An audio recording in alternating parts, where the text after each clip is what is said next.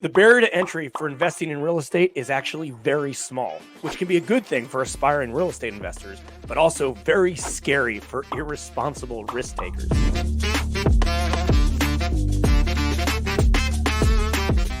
We like to call this education versus execution.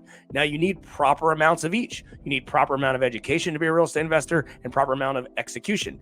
Either one of them could really get yourself in trouble, right? So for instance, let's say you go out there and you're reading, you're taking courses, you're going to boot camps, you have a mentor, and you're just educating yourself over and over, but you never find a deal or you never do a deal. Then what's the point? You're spending thousands of dollars in education, tons and tons of time on learning, and you're not doing. On the other side, which is even more scary, is you're not educating yourself at all, and you're just doing, finding deals, raising capital, trying to learn as you go. Potentially, it's just irresponsible and can come all crashing down. So you really do need a good mix of education and execution.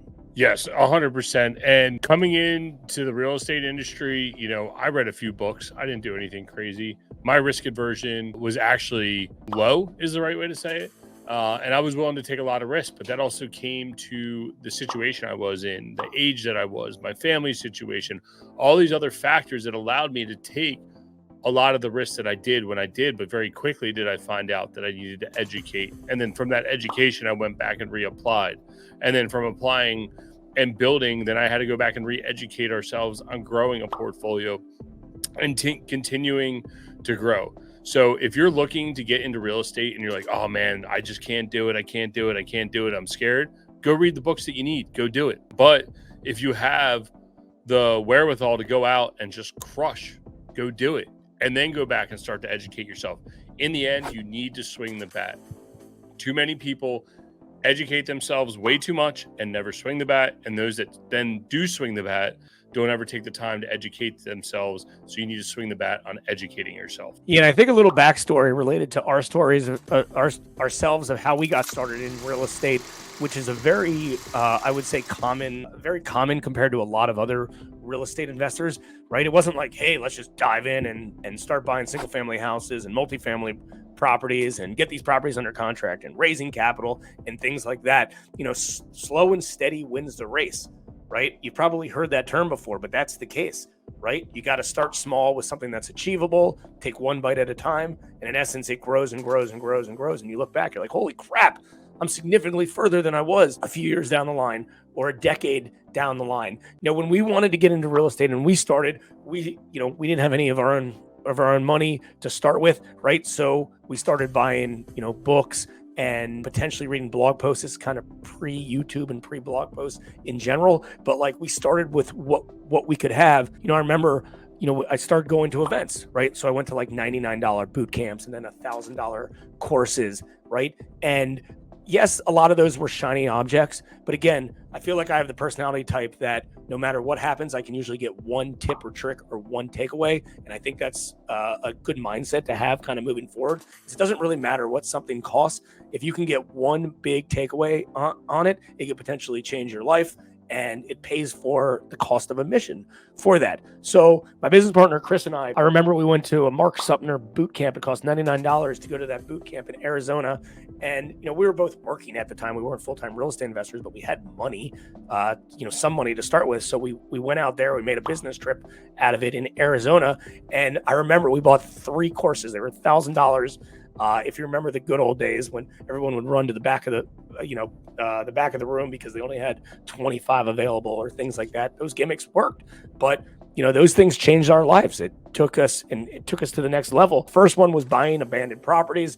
That was the first boot camp we bought. The second one had something to do with raising capital. It was a complete scam. It was in essence like, getting applying for different credit cards and getting credit card lines advanced. And the third one was a multifamily book, which was very, very good. We just weren't ready for it. We couldn't achieve that at that time. It felt like it was over our head. But we started with the abandoned property book. We felt that was a really, really, really good boot camp course that really changed our life and opened our eyes of, hey, there's not just properties out there that are sitting on MLS. There's also properties out there that you can get direct to consumer, direct to seller if you're proactive. And for me, we started off with some books. But that was really just to get me in the mindset of confirming what I believed about real estate.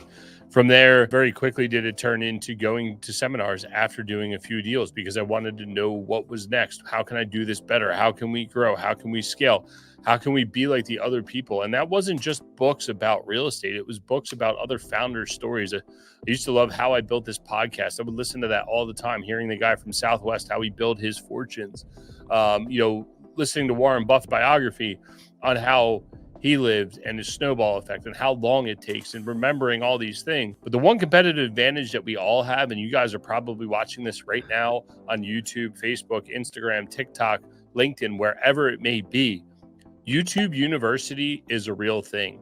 And take that and go apply it. A lot of people want to go, oh, I wish I went to college to learn this. No, they don't teach these things in college. Between YouTube University, masterminds, online classes, and this is not a sales pitch, this is true story, you can learn a lot of what you want to do and build by learning from other people that have actually done it. I'd much rather learn from someone who's actually done it rather than theory. We have an intern with us. We've had him all summer long. We got him this spring going, coming up into 2024. And he said, man, in 1 week here, I learned more about marketing than I did in all of college. And I'm like, we're not even good marketers, man. But applying the skill sets that you're talking about, that's why you're learning more. He's not learning more from me. He's learning more because he's actually doing. So before you go and spend, I know I just talked about masterminds and all these other classes, but before you go and spend 50, 100,000, 20,000, whatever it is, maybe it's $100 a month, whatever it is, can you apply that to your real estate investing business and get a higher return by actually physically and doing something? Or are you going to get more return out of going and getting the class, associating with other people, and learning new things? And you need to understand your personality type to be able to decide which one's better for you. There's a term that I've heard multiple times called the more you pay attention. And I 100% agree with that, right? If you're just given kind of free information and things like that all the time, you might not take it as seriously, but like the minute you pull out your credit card, you're telling your brain like, I'm committed. I'm ready to go. It could be $1, $1,000, $1 million, right? There's mastermind groups that cost $1 million to join it, right? There's coaching groups that cost tens or hundreds of thousands of dollars to join. And the folks in there are getting value from that, right? The more you pay attention. There's also the value ladder of, which is a marketing term, but it's the same thing in business and growth and, what you have to do to grow yourself, right? You start at a smaller price point, right? Like, let's read a book and then execute a little bit. After that, I want to take it to the next level, right? This is the education to execution. I read a book, I learn a little bit about real estate investing. Maybe I find some properties, maybe I raise some capital and I buy a deal. Okay, now I need to take it to the next level. Now I might need like a boot camp or a course or a bus tour or something like that to take it to the next level to figure out what other folks are doing. Maybe after that, I need a full-on mentor, like a one-on-one consultant to help me follow the steps of where they're at and take that to the next level. After that, maybe I need a full mastermind group of like-minded folks to help me scale, right? There's so many different things. I feel like everybody thinks like paying for education is stupid. Everything you need is free on the internet. And I agree with you. That's a great place to start. Eventually you're going to hit capacity though, and you need to take it to the next level and you need to be in front of the right people. I'm personally like a learner and a doer. Like, I like to learn and execute immediately and get that off my mind. And I try to take that as far as I can until I'm stuck, right? And then I'm stuck and then I get infatuated with the next educational component of it, right? As real estate investors, I remember we did a video a while back related to the transition of your reading list based on where you're at in your business. And I actually think you can determine where most people are in life and business by what they read, right? Because if somebody's reading Real Estate Investing for Dummies or How to Real Estate, I think that's a great place to start. But somebody who's done 100 transactions isn't going to read that, right? They're probably going to be somewhere like growing a team, putting construction crews together, creating a fund, something like that. This video is overcoming your fears of investing in real estate. You got to start kind of from the beginning and work your way up. And the beauty is, as we started this video, there's a very small barrier to entry to get into real estate investing. So that's the good news. So be responsible and continue to educate yourself and continue to execute. 100%.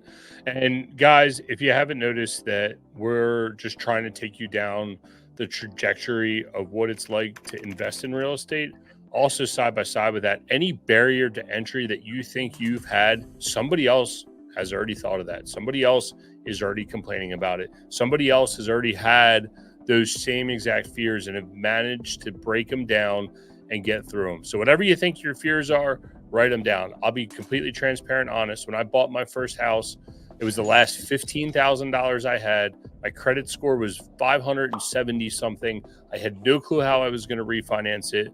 But what I did know was, and all the guys at the firehouse just continue to make fun of me. And they just beat me down and beat me down. You're going to be a slumlord. You're going to be this. You're going to be that. You're never going to succeed.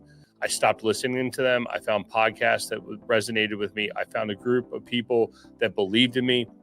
But more importantly, I went out and did it. And I said, you know what? If I go bankrupt, so be it. I'm 30. I'll figure it out. If it goes bankrupt, it goes bust. It's okay. I don't have kids. I think we were barely married. No, we weren't married at that point, right? I had a lot of advantages there that allowed me to take such an enormous risk. Now, if you asked me to do it today with 2 kids and a big business and what's my risk aversion of getting involved in new deals, it's completely different. But you need to know what those barriers to entry are going to be for you and find a way to break them down and go do it. If you like this video, we certainly appreciate you smashing that like button. And even better, if you love this video, smash that subscribe button as well. We have new videos coming out every week. We want to make sure you're the first one to check them out. I hope you guys enjoyed this video and see you on the next one.